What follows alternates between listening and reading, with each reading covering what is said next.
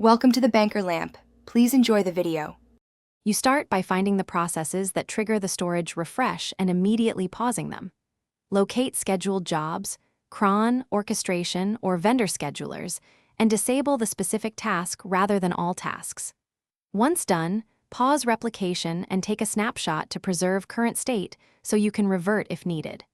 Make sure to notify stakeholders and enter a short maintenance window. This prevents automated retries and gives you a safe baseline to work from while you make configuration changes. Next, quiesce applications that depend on the storage by stopping I/O heavy services or using application-specific quiesce commands so data is consistent. Flush caches and buffers to avoid background writes. Then modify the refresh configuration.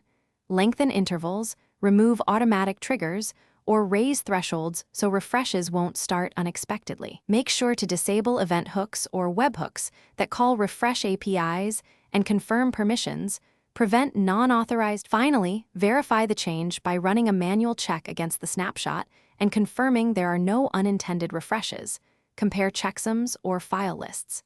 Persist your settings by saving configuration files, committing policy changes, and documenting the exact steps taken so the state is reproducible.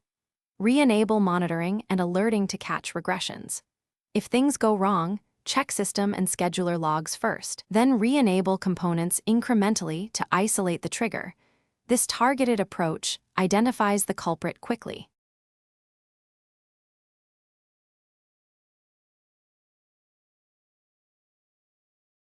Thanks for watching. If this was helpful, leave a like and consider subscribing. See you next time.